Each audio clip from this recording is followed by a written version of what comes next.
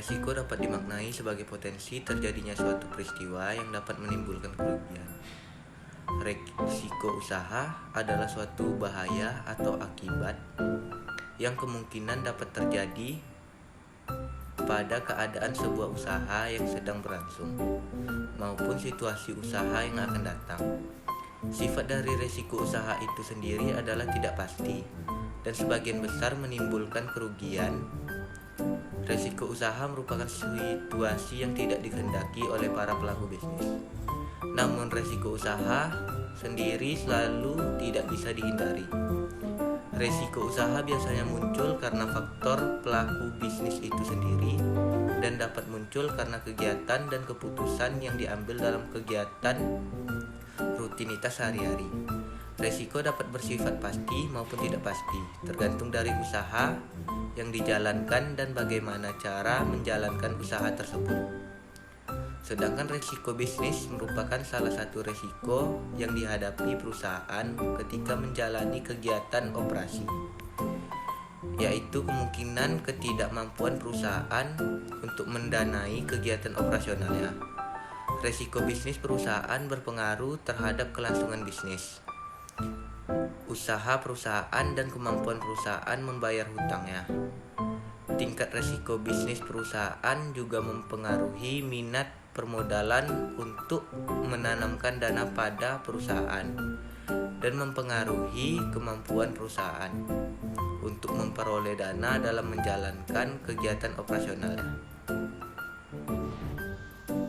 Nah, apa saja sih contoh usaha dengan resiko usaha yang muncul? Yang pertama, ada bisnis share injar, frozen food, bisnis fotografi dan videografi, kursus online, online shop, dan masih banyak lagi. Halo semuanya, perkenalkan nama saya Yasmin Nadia. Di sini saya akan menjelaskan mengenai manajemen risiko. Manajemen risiko dapat dilakukan melalui langkah-langkah berikut ini. Yang pertama, identifikasi risiko. Yang kedua, mengukur dan mengevaluasi risiko. Yang ketiga, pengelolaan terhadap risiko itu sendiri. Identifikasi resiko adalah mengidentifikasi segala bentuk resiko yang dapat terjadi dalam suatu organisasi ataupun perusahaan. Identifikasi ini sangat diperlukan untuk memulai suatu perusahaan ataupun organisasi, yang mana kita harus mengetahui resiko-resiko apa saja yang dapat terjadi dalam menjalankan perusahaan ini, seperti contohnya karyawan yang melakukan penyelewengan. Yang kedua yaitu mengukur dan mengevaluasi risiko. Pengukuran dan mengevaluasi risiko ini sangat diperlukan dengan tujuan dapat mengevaluasi risiko-risiko yang telah terjadi sebelumnya sehingga tidak terjadi lagi di kemudian harinya.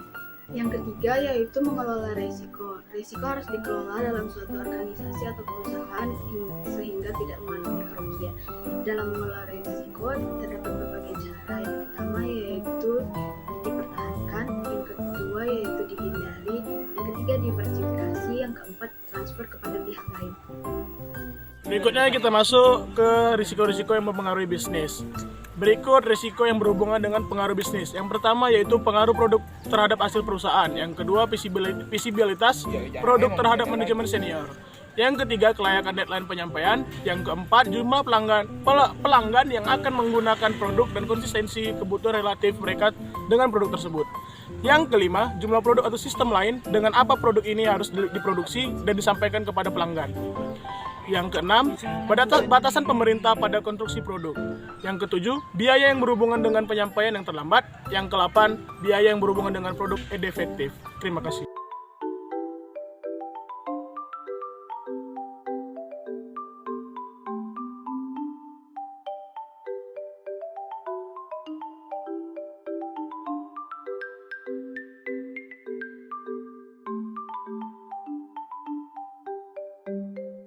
Sanjay Menanti merupakan salah satu pusat perbelanjaan oleh-oleh yang menyediakan oleh-oleh dari Kota Bukit Tinggi, Sumatera Barat.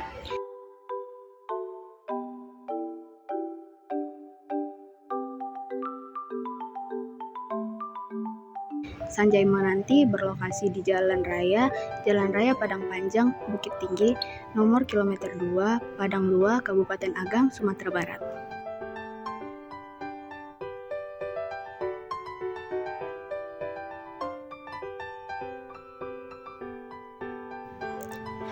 Sanjay merupakan makanan cemilan seperti kerupuk yang terbuat dari singkong yang mempunyai cita rasa enak, sehingga Sanjay menjadi salah satu makanan khas dari Sumatera Barat.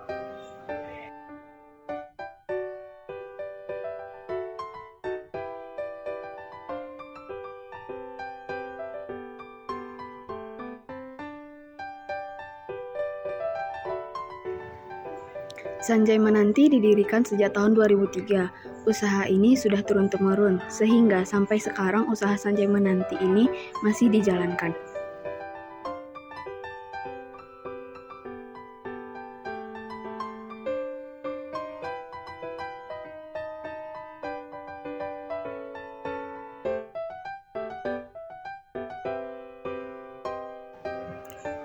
Proses produksi keripik Sanjay Menanti ini memerlukan sekitar 30 karung ubi kayu perharinya.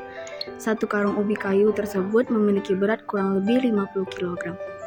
Untuk memenuhi kebutuhan produksinya, maka Sanjay Menanti ini bekerja sama dengan 3 toke, agar ketika pasokan bahan baku tidak tercukupi, maka dapat beralih ke toke lainnya.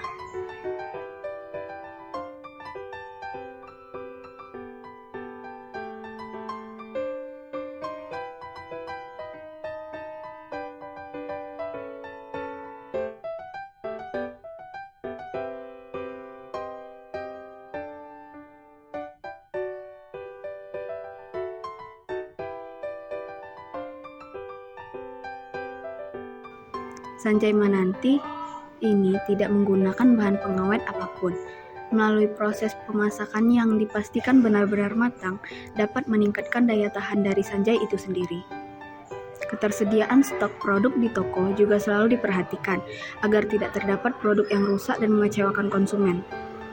Permasalahan yang dihadapi oleh Sanjay Menanti, rendahnya tingkat ketahanan produk sehingga menyebabkan produk berubah warna dan menjadi bau.